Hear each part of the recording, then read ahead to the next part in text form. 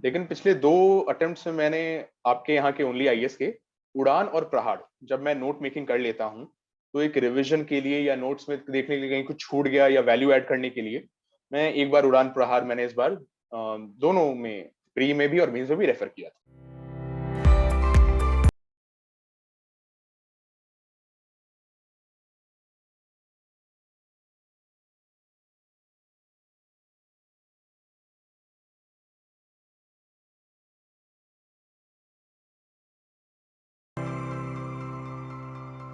दोस्तों, स्वागत है आप सभी का ओनली आईएएस के यूट्यूब चैनल पर। आज हमारे साथ एक बहुत ही स्पेशल गेस्ट हैं जिन्होंने इस बार के यूपीएससी सीएससी एग्जाम में 131 रैंक हासिल किया है। पहले तो हमारी तरफ से अतुलेश जी आपको बहुत बहुत शुभकामनाएं पूरी टीम धन्यवाद। की। आज आपसे मैं बेसिकली बच्चों की एक समस्या के बारे में पूछना चाहूंगा। जैसे इस बार भी जो प्रीलिम्स है वो काफी अनप्रिडिक्टेबल रहा है और अमूमन हम देख रहे हैं साल दर साल यूपीएससी प्रीलिम्स बहुत ज्यादा टफ होता जा रहा है। तो आपने अपनी लगभग सभी अटेम्प्ट्स में प्रीलिम्स निकाला है, तो आपने ऐसा क्या स्पेशल किया जो बाकी बच्चे फॉलो करें तो उनको भी सक्सेस मिल सकती है? जैसा कि आपने कहा कि अनप्रिडिक्टेबल बढ़ रहा है, तो जो प्रिडिक्टेबल सेक्शंस हैं वो हमारे हाथ में है, जो स्टैटिक सेक्शंस हैं वो हमारे हाथ में है। UPSC is leaving no scope for errors. आपको हर पेपर में अगर आप देखेंगे तो एटलीस्ट 30-35 क्वेश्चंस ऐसे होंगे जो कि स्टैटिक बुक्स, स्टैटिक रिसोर्सेज से आप सॉल्व करते। हाँ, उनमें भी हो सकता है थोड़ा सा दिमाग को झकझोरना पड़े, टू यूज अ फ्रेज। तो स्टैटिक पोर्शन को जब तक पूरी तरीके से आप याद नहीं कर लेते हैं, तब तक प्रीलिम्स अटेम्प्ट ना करें। बहुत ज्यादा जो वेरिएशंस आ रहे हैं पेपर में, उन सेक्शंस को पीछे भागे नहीं, उनके पीछे डरे नहीं। तो अब ये नहीं कि पिछले साल 4 क्वेश्चन स्पोर्ट्स से आ गए तो अब पूरा स्पोर्ट्स की सारी किताबें उठा के पढ़ डाली, विकिपीडिया सारा ज्ञान ले लिया, क्योंकि वो चीजों का जो रिटर्न रेशियो बहुत लो है। लेकिन जो चीजें हैं modern history, Indian polity, economics में, क्योंकि अगर आप देखें तो जो सवाल भी बना रहे हैं वो या तो उन संस्थाओं से बना रहे हैं जो कि न्यूज में रहते हैं, या फिर कॉन्सेप्चुअल अंडरस्टैंडिंग। तो कॉन्सेप्चुअल अंडरस्टैंडिंग के लिए स्टैटिक पोर्शन ही इंपॉर्टेंट है। इन चीजों का रिटर्न रेशियो बहुत हाई है, तो इनमें कहीं नहीं चूकना है। उसके बाद बहुत सारे क्वेश्चंस ऐसे हैं इस बार, जैसे कि आप देखें जो यूपीएससी ने किया है कि जो बहुत लोग ट्रिक्स या एलिमिनेशन टेक्निक्स यूज करते थे, उसको काफी हद तक सबसाइड किया है। तो बहुत ज्यादा आप इन चीजों पे रिलाई नहीं कर सकते हमेशा के लिए। अब एक प्रॉब्लम बच्चों को ये भी आती है, जैसे प्रीलिम्स में करंट अफेयर्स जो पूछे जाते हैं, तो आपने उसकी प्रिपरेशन कहाँ से की थी? करंट अफेयर्स के लिए मैं वैसे तो मैं एडवाइस करूंगा, अगर पॉसिबल है तो न्यूज़पेपर एक जरूर अपने हाथ से पढ़ें। एक newspaper, Indian express preferably, because उन्होंने फोकस भी यूपीएससी स्टूडेंट्स पे ज्यादा करना शुरू किया है। उसके बाद मैं कुछ कोचिंग इंस्टीट्यूट्स के मंथली मैगजीन्स, और एक कोचिंग इंस्टीट्यूट है उसका मैं डेली 9 PM करके उसका बुलेटिन आता है, तो उस बुलेटिन को मैं पॉइंट वाइज पढ़ता था और उससे फिर नोट्स बनाता था ताकि कुछ छूट ना जाए। ये मेरा करंट अफेयर्स करने का तरीका था। अब एक चीज मैं ये पूछना चाहूंगा, जो मेंस के जो आपके अटेम्प्ट थी, आपने 3-4 अटेम्प्ट दिए हैं मेंस की, तो वहां पर ऐसी क्या गलती हुई कि हर बार कुछ आपको रुकावटें आई? मैंने 3 मेंस के अटेम्प्ट दिए, मेरा थर्ड मेंस था। तो ऐसे मेरे मार्क्स हमेशा एवरेज रहे हैं, 120-130 के रेंज में लगभग। उसको एक तरह से मेरे दिमाग में ये रहता था कि थोड़ा सा इंप्रूव करें, लेकिन वो कंटिन्यू रहा। जीएस में मेरे मार्क्स इंप्रूव हुए हैं, वो मेरा रेंज 350 का रहता था, इस बार 418 मार्क्स है। जीएस में जो मैंने इंप्रूवमेंट जिन चीजों पे किया, तो मैं अपने दोस्तों के साथ या जो मेरा छोटा भाई है उसके साथ डिस्कस करता था paper eight the end of the day. तो एक बात मेरे साथ इशू ये होता था कि I used to beat around the bush a lot of times in the question. Question में ऑलरेडी 2 ही पन्ना लिखना है या 3 पन्ना लिखना है, बहुत स्कोप नहीं है एग्जामिनर को आपको अपनी बात समझाने का, समय भी नहीं है। तो इट इज बेटर कि आप क्वेश्चन पे ही स्टिक करें। क्वेश्चन अगर ये पूछा गया है कि how ordinance is bypassing the legislative process, तो उसी को एड्रेस करें, ना कि ऑर्डिनेंस क्या है और कितनी बार यूज हुआ है इस पे फोकस करें। ये बहुत इंपॉर्टेंट एस्पेक्ट है। तो कंटेंट डेवलप करना इंपॉर्टेंट बात है, उसके बाद स्ट्रक्चरिंग और to specifically answer the question, ये 3 एस्पेक्ट आपको बहुत ध्यान रखने पड़ेंगे मेंस आंसर राइटिंग में। तो अब आपने जैसे मीन्स आंसर राइटिंग की कह रहे हैं, तो आपने वैसे पर्सनली मैं पूछना चाहूंगा कि आंसर राइटिंग स्टार्ट कब की थी आपने? मैंने आंसर राइटिंग, चूंकि मैं 2017 में मेंस लिख रहा था, मैं तब आंसर राइटिंग मैंने स्टार्ट कर दी थी। लेकिन एक प्रॉब्लम होती है एज एन इंडिविजुअल कि we are usually blind to our faults, और जो जितना हेडस्ट्रांग होता है, जो जितना कॉन्फिडेंट होता है, उसकी समस्या भी उतनी ज्यादा गंभीर होती है। क्योंकि एक बार अगर आप गलत तरीके से आंसर राइटिंग शुरू कर देते हैं, उसको सुधार करने के लिए first you have to unlearn the process and then you have to relearn it. तो वो 60 तो 17 और 19 के अटेम्प्ट तक में मैंने जो गलतियां की उनको और ज्यादा पाइल करता गया। वो फिर 20 के बाद मैंने आई जब दो मीन्स मेरे नहीं हुए लगातार, उसके बाद I had to take a step back, assess it along with my friends and family and also a few test series। उसके बाद फिर ये चीज मैंने ध्यान दी कि ये सुधार करने की जरूरत है, कंटेंट है बट स्ट्रक्चरिंग बहुत इंपॉर्टेंट है। और जैसे एक चीज मैं यहाँ पर समझ पा रहा हूँ, हमेशा काफी यूपीएससी एस्पिरेंट के साथ होता भी है, आपकी जर्नी काफी लंबी रही है यूपीएससी की। तो क्या चीज थी वो जो आपको मोटिवेटेड करती रहेगी, मतलब हर बार इस लड़ाई के लिए तैयार रहने के लिए क्या चीज मोटिवेट करती रही आपको? मोटिवेट करने से पहले एक बहुत बेसिक चीज है जो कि मेरे पास, I am very thankful because this is pure luck, I have a lot of privilege. तो घर में कभी इकोनॉमिक क्राइसिस नहीं रही, या कभी उस तरह की चीज मैंने नहीं देखी कि मुझे कभी किसी चीज के लिए दोबारा सोचना पड़े। For that I am thankful for my family और to God, because it's largely God who determines where you are born. तो पहला तो ये प्रिविलेज मेरे पास रहा है कि मैं उस चीज के लिए परेशान नहीं हूँ। दूसरा, मुझे ऐसा लगता था कि I am very close to this, कि हाँ थोड़ा सा और एफर्ट की जरूरत है, थोड़ा सा और सुधार करने की जरूरत है। तो I did not wish to give up. ये फैक्टर्स इंपॉर्टेंट फैक्टर्स हैं जब आप कंसिडर करें, क्योंकि ज्यादातर जो मेरे दोस्तों ने छोड़ा है वो कई बार फैमिली प्रेशर आ जाता था, या कई बार खुद भी लगने लगता था कि अब सुधार का स्कोप नहीं रहा। तो मुझे वो दोनों चीजें रहती थी, फैमिली का सपोर्ट बहुत स्ट्रांग था, और मुझे हमेशा लगता था कि थोड़ा सा दूर है बस। अब जैसे आप कह रहे हैं आपने जीएस पेपर 1 में इम्प्रूव किया, 2 में, 3 में, एंड मोर लाइकली एथिक्स में भी आपने काफी अच्छा परफॉर्म किया होगा। तो एथिक्स में क्या बच्चों की स्ट्रैटेजी रहनी चाहिए, जैसे अभी मेंस आने वाला है, तो ऐसा क्या है एथिक्स में जिसके ऊपर आप फोकस करें तो आपके मार्क्स इंप्रूव हो सकते हैं? बिकॉज हमेशा ये कहा जाता है कि एथिक्स, ऐसे और ऑप्शनल, तीन ऐसे पिलर्स हैं जिनके ऊपर आपके इंटरव्यू कॉल डिपेंड करती है। इन तीनों में मेरी स्ट्रेटेजी ये रही थी टू प्ले सेफ, एथिक्स में भी ऐसे में भी। तो मैंने फोकस ये किया था कि not to make any mistake. Ethics का अगर मैं स्पेसिफिकली बोलूं, तो जो सिलेबस है उसके हर सब पॉइंट को आप गौर से देखें कि आपने अच्छे से उसको प्रिपेयर किया है कि नहीं।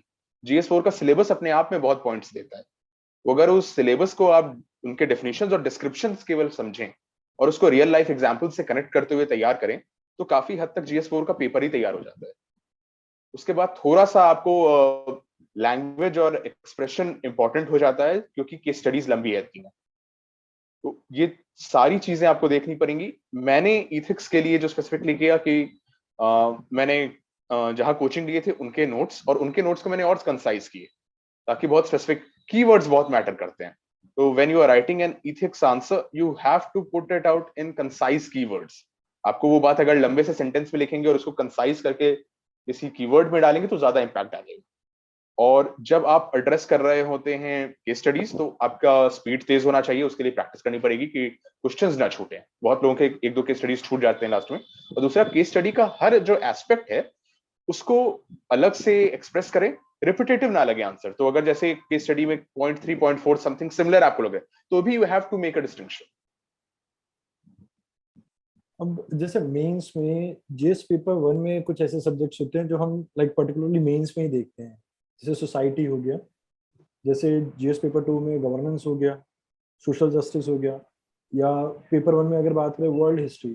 तो जो स्टूडेंट्स हैं कई बार वो ये एक चीज पूछते हैं कि दोनों को लाइक एक डिस्टिंक्शन बना लेते हैं, वो ये प्री का सब्जेक्ट या मेंस का। तो क्या ये वाजिब है, मतलब ये क्या करना चाहिए बच्चों को कि प्री से पहले सिर्फ प्री के सब्जेक्ट पढ़ें और ये बाकी जो सेकेंडरी सब्जेक्ट्स हो जाते हैं जैसे छोटे छोटे सब्जेक्ट्स, इनको कहीं ना कहीं बाद में मेंस के टाइम पे पढ़ने की कोशिश करते हैं? तो क्या ये स्ट्रैटेजी आपने भी अपनाई थी? नहीं, मैंने ये वाली स्ट्रेटेजी नहीं अपनाई थी। मैं, देखिए, ये एग्जाम प्रोसेस पूरा मुझे जो जहां तक समझ आया था वो 1 साल का है। तो अगर आपको अगले साल एग्जाम देना है तो अभी आप मई जून से शुरू करेंगे।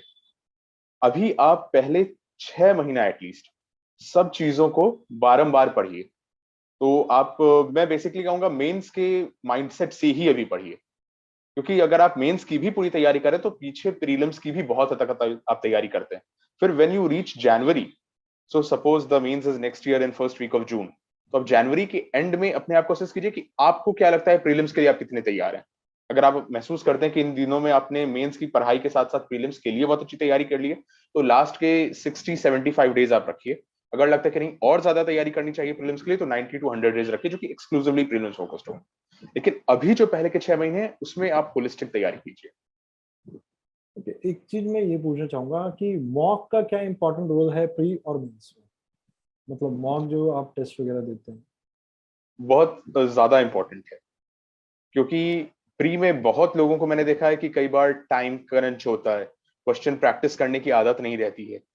उसके बाद सीसैट में खास करके, क्योंकि पिछले 2-3 सालों से सीसैट में बहुत लोगों को दिक्कत आती है। थैंकफुली मुझे कभी कोई दिक्कत नहीं आई, लेकिन बहुत लोगों को टाइम पे फिनिश करने में दिक्कत आती है, स्कोर्स करने में दिक्कत आते हैं। तो आप सीसैट तो जरूर 4-5 पेपर पहले करके जाइए। और जहां तक प्रीलिम्स की बात है, तो उसमें मॉक्स में आप सिर्फ अपने स्कोर को लेकर परेशान मत होइए।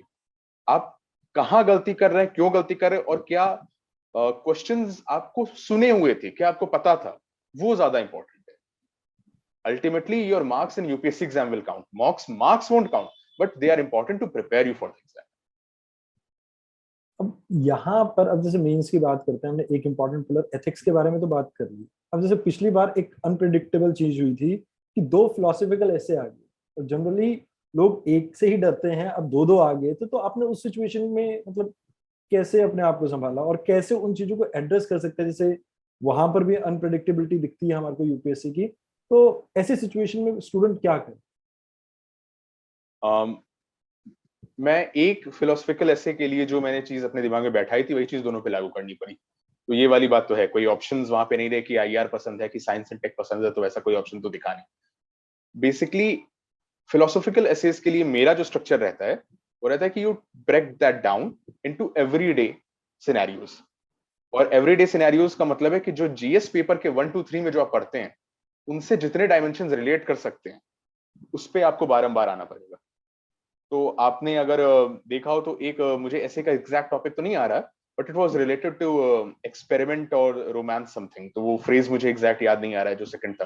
तो अब सुन के बड़ा चीजी सा लगता है first sentence. Now, the good thing about philosophical essays, which a few people appreciated, it gives you a vast scope. It is an open canvas. Now, you are free to do what you want to. The only thing is, your essay should always stick to the topic. It should appeal to an individual who is looking for a bureaucrat. ये चीजें अगर आप ध्यान में रख के ऐसे लिखते हैं, तो you are risk free largely. आपके जैसे ऑप्शनल सोशियोलॉजी रहा है, तो उसने भी ऐसे राइटिंग में काफी हद तक आपकी मदद तो की ही होगी। जी हाँ, अनडिनाइबली, क्योंकि सोशियोलॉजी में हम लोग काफी ऐसी चीजें एक्सप्लोर करते हैं जो हो सकता है यूजुअली तैयारी का, हालांकि इंडियन सोसाइटी के टाइम भी बहुत चीजें हम लोग नहीं समझते हैं। लेकिन मैं थोड़ा सा ये एडवाइस करूंगा कि बहुत एक्साइटमेंट में आके बहुत थिंकर्स वगैरह सोशियोलॉजी के ऐसे में ना डाल दें। उनके कॉन्सेप्ट्स को ब्रेक डाउन करके आसान भाषा में समझाएं, वो ज्यादा बेहतर रहेगा।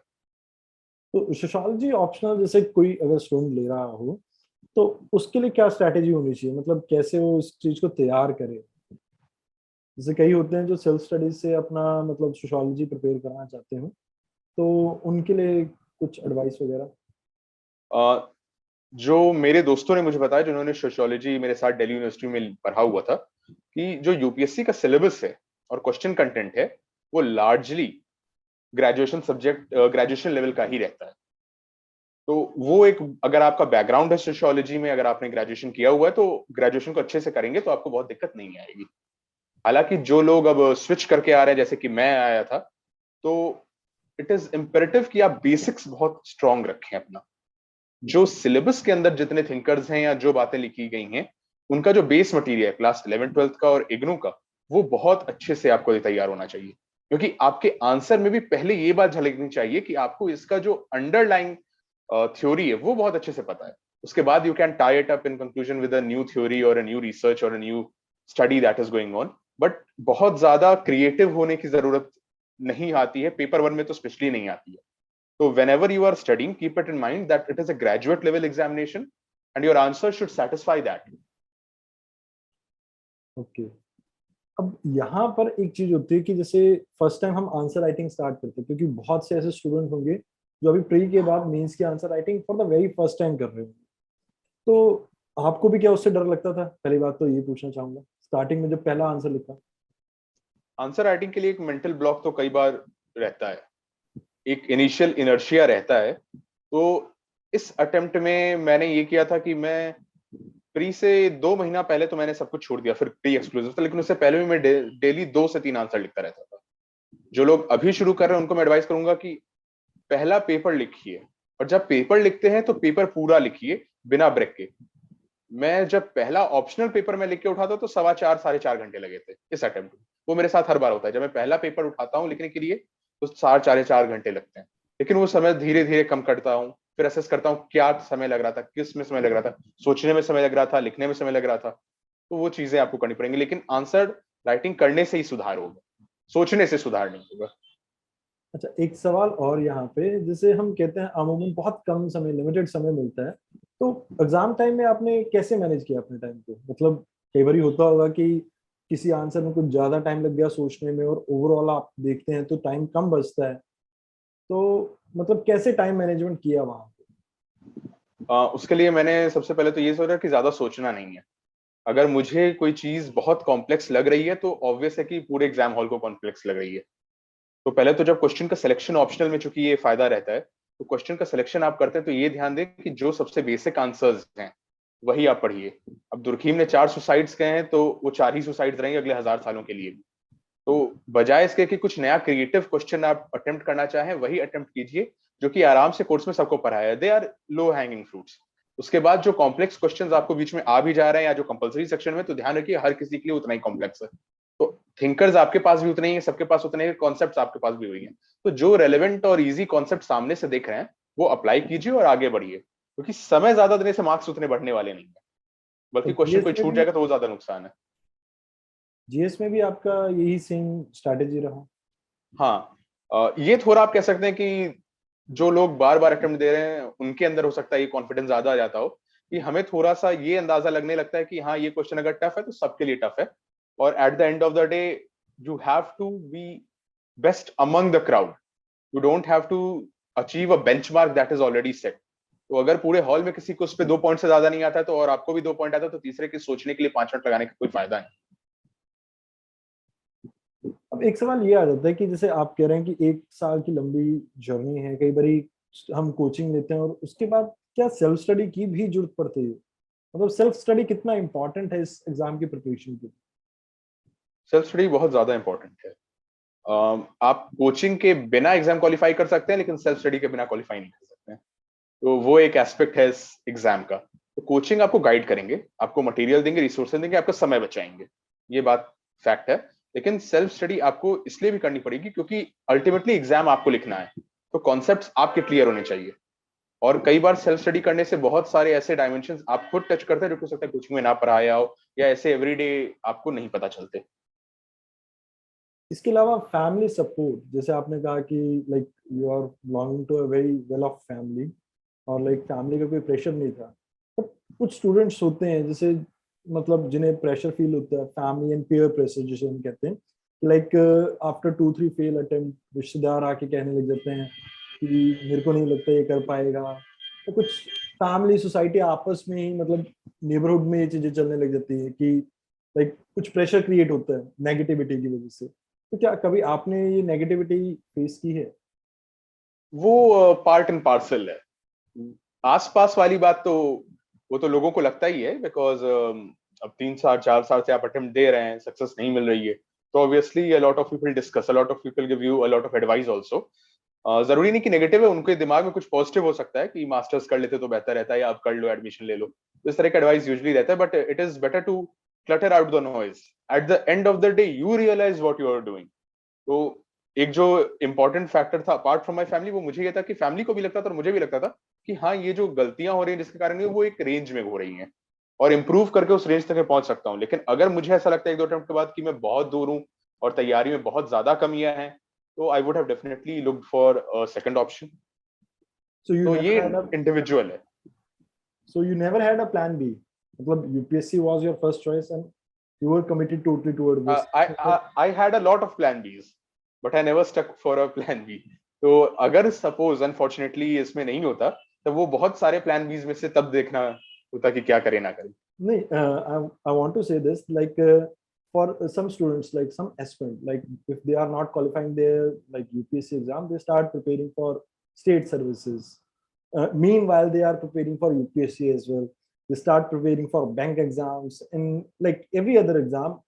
मतलब जो भी आपको देखने को मिलता है उसकी प्रिपरेशन स्टार्ट कर देते हैं, like at least to have some job. तो आपने कभी वो कुछ प्लान ऐसा सोचा नहीं? 2017 में मेरा CAPF में सिलेक्शन हुआ था. ओके. ITBP असिस्टेंट गवर्नमेंट मुझे अलॉट हुआ था. तो मैंने उस वक्त सोचा कि मैं ज्वाइन करूं कि ना करूं. तो मैंने अपने सीनियर से डिस्कस किया. उन्होंने बोला कि आगे यूपीएससी प्रिपरेशन में इंटरफेयर करेगा. तो वहां पे मेरा प्रिविलेज था कि मुझे इतना कॉन्फिडेंस था कि मैंने वो जॉब नहीं ज्वाइन की. लेकिन ये इंडिविजुअल का क्वेश्चन है. अगर आपको लग रहा है कि you are better off joining some other job while preparing. In fact मैं अपने कई दोस्तों को भी मैंने एडवाइस किया है जिनको मैं जानता हूँ कि फैमिली उतनी बैकिंग नहीं दे सकती कि 1-2 साल के बाद आप कंटिन्यू कीजिए, या घर पे हालात उतने अच्छे नहीं है, या खुद भी कॉन्फिडेंस में कमी आने लगती है. तो कई बार कॉन्फिडेंस बेहतर होता है इससे. अगर आपके पास कुछ बैकअप है तो यू आर एट ईज. ये चीज होती है.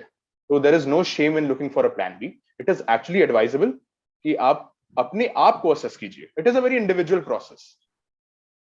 Okay, now coming back to this part where you said कि you are from a totally different field. Like graduation में आपके statistical रहा था subject, and after that coming to humanity part, so it was a huge change, totally different field. So how did you manage all this? थोड़ा सा उसमें ये कहूंगा कि my father is a professor of sociology. Okay, और मेरे घर में काफी ओपन एनवायरनमेंट रहा है इस चीज को लेके. तो हम लोग क्लास 8, 9, 10 में भी रहते तो हमारा डिनर टेबल डिस्कशन बहुत लाइवली होता है. Although they were not specifically sociological in the sense की थिंकर्स डिस्कस नहीं होते थे, लेकिन एस्पेक्ट्स बहुत डिस्कस होते थे. तो जब मैंने स्विच करने के लिए डिसाइड किया तो पापा से पहले डिस्कस किया. तो ऑब्वियसली इनिशियल सपोर्ट वहां से था. उसके बाद जब मैं एनसीईआरटीज की बुक सबसे पहले उठाई, उसको पढ़ा, तो मुझे चीजें समझ में आई. हालांकि ये गलती बहुत लोगों की होती है कि उनको लगता है कि सोशियोलॉजी सबको समझ में आ रही है क्योंकि वो इतना इजी गोइंग सब्जेक्ट लगता है.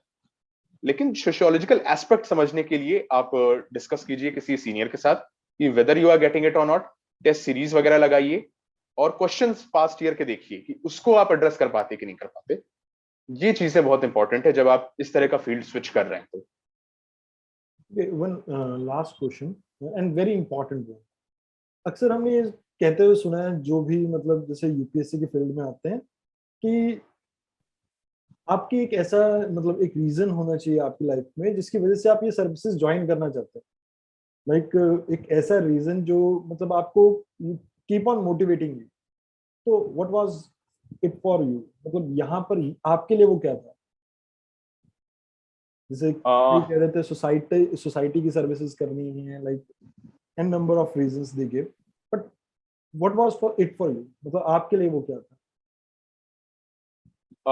मुझे इंडिविजुअली सिविल सर्विसेज इसलिए पसंद है क्योंकि मुझे लगता है कि it provides the vast avenue to become a part of the government machinery. मुझे I have always been fascinated by the government in India, the specially the Indian experiment. मुझे लगता है 70 सालों से चल रहा है, अभी और बहुत लंबा चलेगा. और it is a development story, it is a growth story, it is a story of a society that is maturing over a long period of time, and I want to monitor it, be a part of it and contribute to it very closely. तो अब इसको आप short में कह सकते हैं कि हाँ सोसाइटी के लिए, लेकिन मुझे लगता है ये इंडिविजुअली भी मुझे बहुत अपील करता है. तो इट्स नॉट लाइक कि I am doing anything for the society specifically, I am doing this also for my self because I have always been fascinated by this.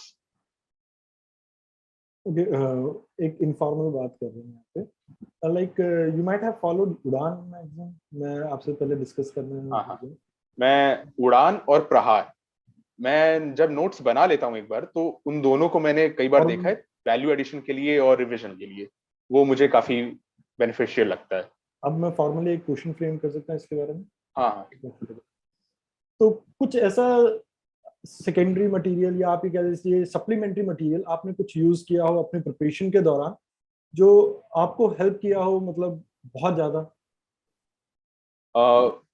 अब ओवर द 5 इयर्स तो कई coachings के use किए, लेकिन पिछले 2 attempts में मैंने आपके यहाँ के ओनली आईएएस के उड़ान और प्रहार, जब मैं नोट मेकिंग कर लेता हूँ तो एक रिवीजन के लिए या नोट्स में देखने के लिए कहीं कुछ छूट गया या वैल्यू ऐड करने के लिए मैं एक बार उड़ान प्रहार मैंने इस बार दोनों में, प्री में भी और मेंस में भी रेफर किया था। तो it was very very nice talking to you sir, और I hope you the best. Congratulations once again for your tremendous result. Thank you, the pleasure is mine. Okay, sir. Okay, is it over? Yeah. चलिए ठीक है, interview ठीक रहा, कुछ दिक्कत नहीं नहीं नहीं, है? कुछ ज्यादा जरूरत नहीं पड़ेगी. बाकी अभी तो काफी बिजी चल रहे होंगे. थैंक यू वेरी मच हमारी टीम को टाइम देने के लिए. जी धन्यवाद. Okay sir, thank you. Thank you.